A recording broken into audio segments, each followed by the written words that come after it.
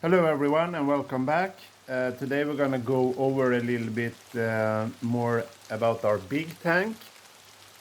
So as I said, this is the 800 liters tank that we have. We bought this tank from a Swedish company called Styrofoam. They are great.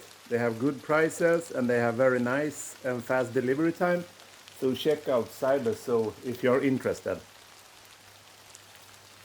The general setup of this tank is that we build the background with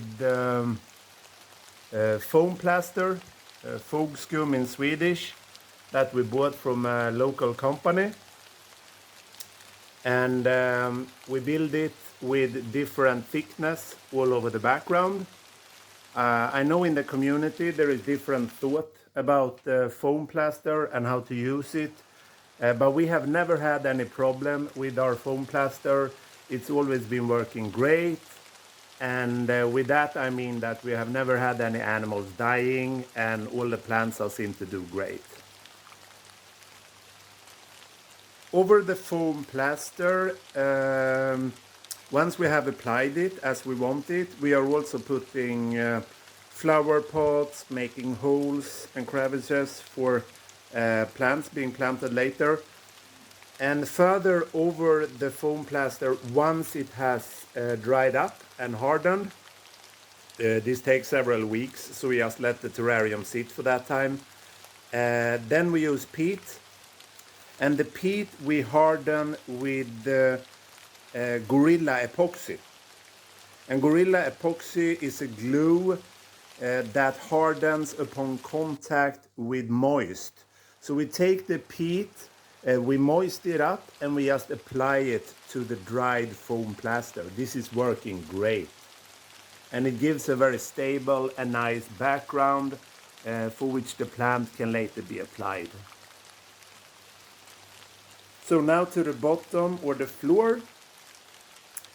We are using artificial clay. And we are using around 10 centimeter artificial clay, and on top we are using a 10 centimeter layer of peat. This is working great and it gives some airflow in between the plants and the water on the bottom. In this terrarium we also have a water part. And in the water part we have an oxygenating pump that is going 24/7. Unfortunately, we didn't build this terrarium with a draining hole, so we have to drain it manually from time to time, but this is really not a problem.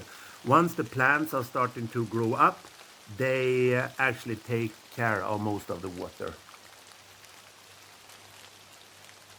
So for the last part of the introduction is the humidity, because naturally the animals that we keep and the plants need high humidity, and we are using this humidifier, also called a fogger, and this one was also bought from Cyberso. A great price and great delivery, great customer service. The only problem with such a fogger, which we have going 24/7 at different intervals, is that it might get a bit dirty. So we will show you how we clean this one. So, cleaning of the fogger. The problem with the fogger when it's standing with the water all the time is that the membrane which are producing the fog might be a bit dirty. So inside the fogger we simply clean it with boiling water. Let it rinse. You can actually see the dirt coming off.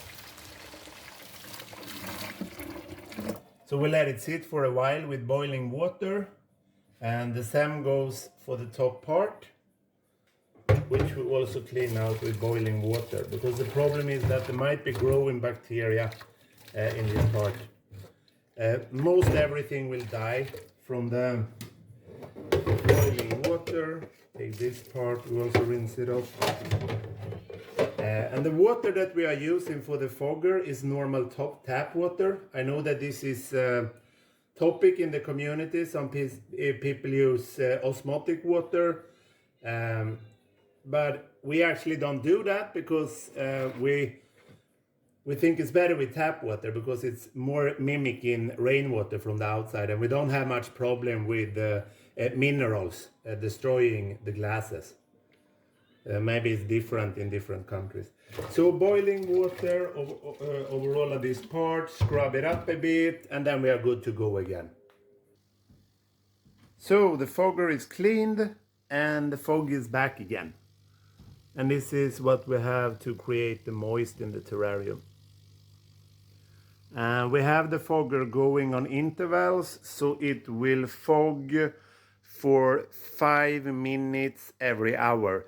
And this keeps a humidity at around 85 to 95% in the terrarium. Now we have also added the moving sliding glass doors, which we have over here and over here.